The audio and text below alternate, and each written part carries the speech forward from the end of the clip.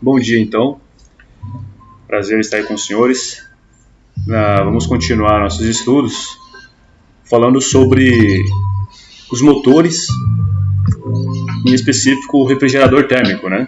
Nós vimos na aula passada, no vídeo passado, sobre motores térmicos. Está representado aqui por esse quadradinho, né? MT, motores térmicos, tá? E nós vimos que a finalidade de um motor térmico é realizar o quê? Trabalho, né? O motor, ele tem a finalidade de realizar trabalho. Quando nós falamos em realizar trabalho, quer dizer que ele está expandindo, está aumentando o seu volume, né? Mas como que o motor térmico faz isso? Ele pega calor da fonte quente, ele pega energia térmica da fonte quente, tá? Essa fonte quente aqui pode ser qualquer coisa, ok?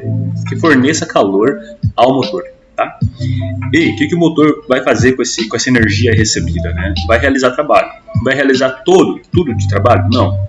Parte da energia que o motor for receber, o motor simplesmente vai desperdiçar para o meio ambiente, tá? Que nós chamamos aqui de fonte fria, ok? Bom, essa fonte fria pode ser, de fato, o ambiente, o ar, né? Por isso que os motores esquentam. Quando você vê um motor quente, quer dizer que ele está jogando energia fora, literalmente, né? Sob a forma de calor, tá? Ou pode ser uma mangueira de água, como no caso dos carros, né? Então, para esfriar o motor, porque o motor precisa de ter uma fonte quente e uma fonte fria para poder funcionar, ok? Esse é o motor, tá? Nós vimos aí na aula, no vídeo passado, né? Nós vimos o ciclo de Otto, vimos como funciona lá o motor a diesel, né? Aquele motor dos carros, né? A 4 tempos. E hoje, nós vamos ver aqui os refrigeradores, que, análogo aos motores, o refrigerador térmico, ele também opera entre uma fonte fria e uma fonte quente. Qual que é o papel do refrigerador, né? O refrigerador, ele retira calor da fonte fria e joga para a fonte quente. Isso parece um pouco meio contraintuitivo, se você pensar assim, poxa, mas o calor ele não flui naturalmente do quente para o frio, né? No meio ambiente você sempre vê, o calor ele vai sempre do mais quente para o mais frio.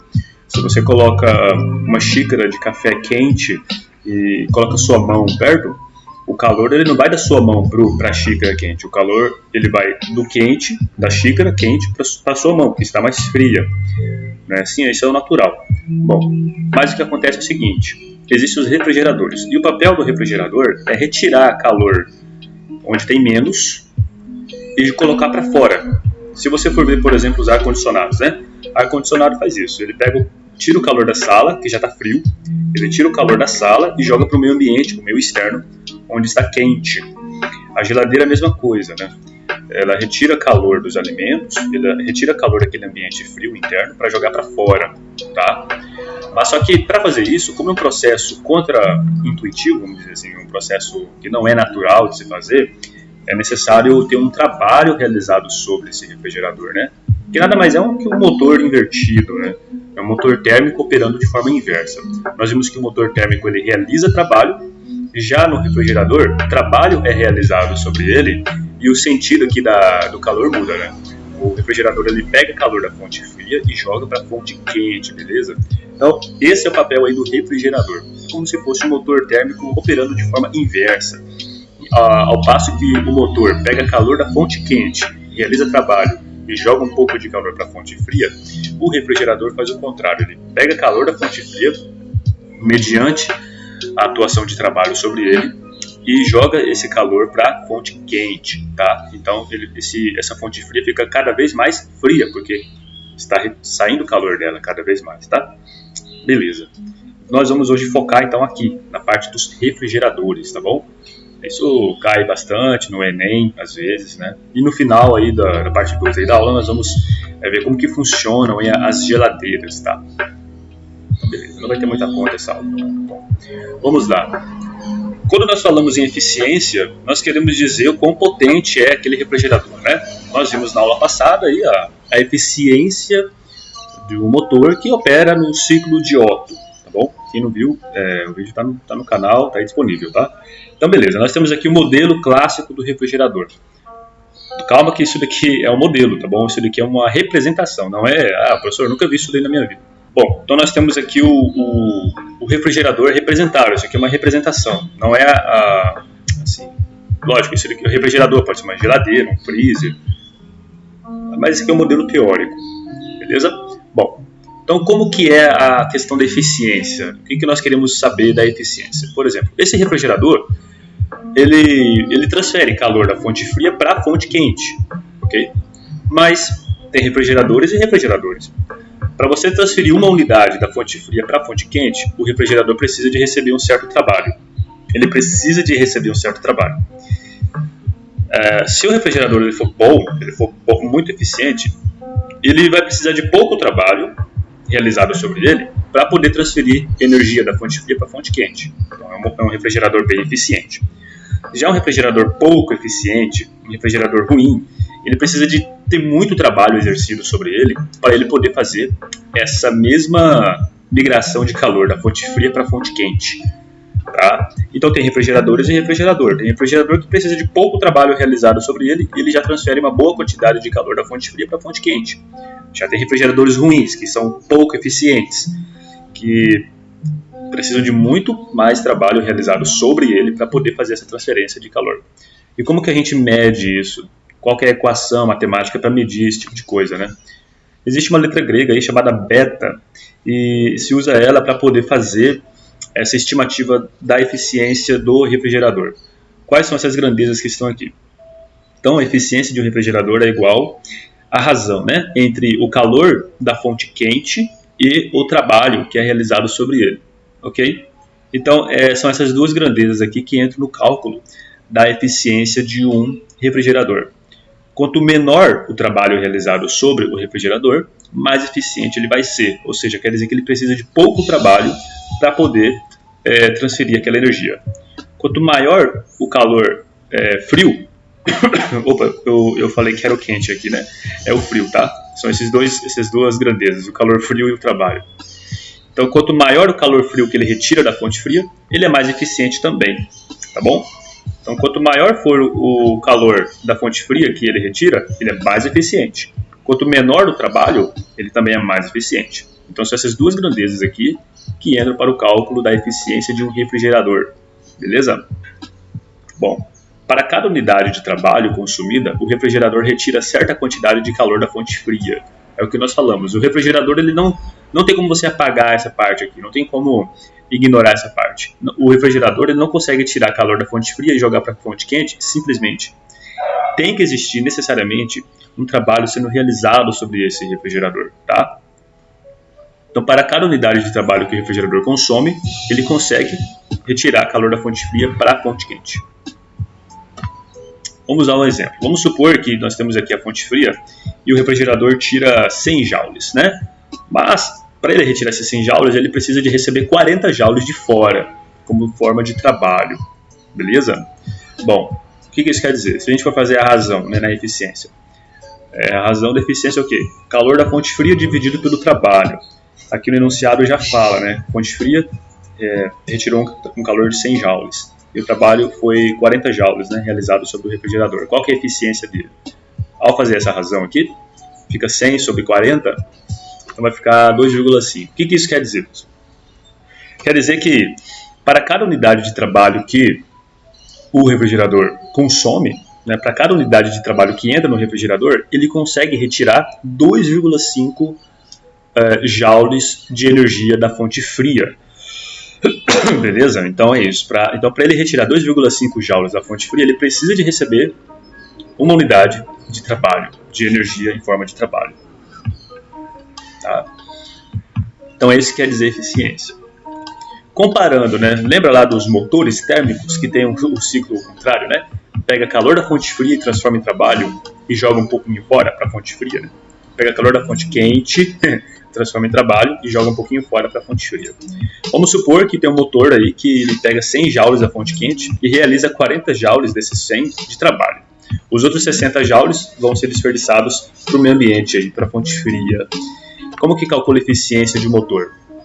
É o trabalho dividido pelo calor quente, né? Já são essas duas grandezas aqui. Então vamos lá. Quanto que vale o trabalho? 40 joules. Quanto que vale o calor da fonte quente? 100 joules. Substituindo esses valores, vai ficar 0,4. O que isso quer dizer? Quer dizer que para cada unidade de calor que o motor recebe, ele só consegue realizar 0,4 de trabalho, tá? 40%. beleza? Então a eficiência é isso. Comparando com a eficiência de um motor térmico, né, e do refrigerador. Beleza. Bom, então nós vimos os refrigeradores, nós vimos como que é a parte aí, né, do diagrama dos refrigeradores. Agora nós vamos entender um pouco a geladeira. Entendendo a geladeira através do ciclo pressão por volume, né, o famoso ciclo PV, tá? O diagrama PV. Vamos lá. Você tem uma geladeira. A geladeira, nós sabemos, né, que tem todo um funcionamento aí, né, mas é simples de entender. Mas basicamente retira calor de dentro para jogar para fora, para o ambiente, tá bom? Beleza. Então vamos entender como que a geladeira mais ou menos meio que faz isso, tá? Então vamos lá. Do lado aqui está o diagrama PV e nós vamos descrever aqui os processos. Primeiramente, isso aqui é uma geladeira e a geladeira ela tem esse gás. Tá? Ela tem assim, ó, tem um compressor que fica na parte de baixo, aí sai daqui, ó, um caninho, né? Isso aqui é chamado de serpentina. Tá? Hoje em dia as geladeiras mais velhas têm isso daqui, tá? As novas, acho que isso daqui já fica na parte de dentro, ou então é uma placa de zinco que fica aqui atrás, eu acho. Mas na parte de trás das geladeiras mais antigas tem essa parada aqui, né? Chamada de condensador, e aí tem o capilar que fica lá em cima, né? O evaporador na parte do congelador. E ao longo da geladeira vai passando esse caninho aqui chamado, né, esse caninho, simplesmente. E dentro dele tem um gás específico, tá? Não é qualquer gás. Antes era o tal de CFC, clorofluorcarboneto, mas ele é poluente, né? Ele foi retirado e agora é esse tal de gás freon. Beleza? E ele que circula aqui dentro. Basicamente esse gás ele fica se transformando em líquido e gás, né? Nós vamos entender então o que acontece ao longo desse processo todo. Primeiramente, olha só, tem um compressor. Ele é responsável pela elevação da pressão até 10 atmosferas e sua temperatura está aproximadamente a 41 graus. Então, quando o gás ele passa aqui, ele é comprimido, tá? Ele vai ser comprimido. A pressão dele vai aumentar bastante, né? Ou seja, ele sai do ponto 1 para o ponto 2, né? Então, a pressão dele vai aumentar bastante e o compressor ele vai comprimir o gás, ou seja, ele vai realizar trabalho sobre o gás, né? Se o gás ele vai ser comprimido, quer dizer que trabalho está sendo realizado sobre ele. Lembrando lá atrás das nossas aulas sobre termodinâmica, tá bom? Então, o gás ele está sendo comprimido, quer dizer que trabalho está sendo realizado sobre esse gás, beleza? Ótimo. Então tá, então seu volume diminui, né? E a sua pressão aumenta. O volume do gás vai diminuir porque, obviamente, ele está sendo comprimido e a pressão dele vai aumentar, a pressão interna, né? Porque as partículas elas vão começar a estar mais próximas, então vai ter uma maior pressão. Depois que ele é comprimido, né, o trabalho é realizado sobre ele, ele vai passar aqui por essa parte chamada condensador. No condensador, o que o condensador faz? Ele faz com que o gás passe para o estado líquido, ainda em alta pressão, e então o líquido passa para o tubo capilar. Quando o líquido agora, o gás está passando por aqui, ele vai se transformar em líquido, ok? Porque a pressão é muito alta, ele está submetido a uma pressão muito alta, tão alta que transforma o gás em líquido, tá bom? Ele vai transformar em líquido. Nessa parte aqui, por exemplo, ele está jogando calor para fora. Se você for pegar nessa parte de trás, vai ver que está quente, né? Então, justamente, essa parte do condensador é quando o calor está saindo do gás, ok? O calor está saindo do gás, tá? E a pressão dele aumenta e o volume dele diminui mais ainda, tá bom? Então ele vira líquido aí. Aí ele chegou lá em cima, né? Ele chegou na parte do tubo capilar. O que vai acontecer? Ao sair dele, né, desse tubo capilar aqui, terá sua pressão e temperatura diminuídas, né, alcançando valores próximos a 1,6 atmosferas e menos 19 graus Celsius. Nessa situação, passa para o evaporador.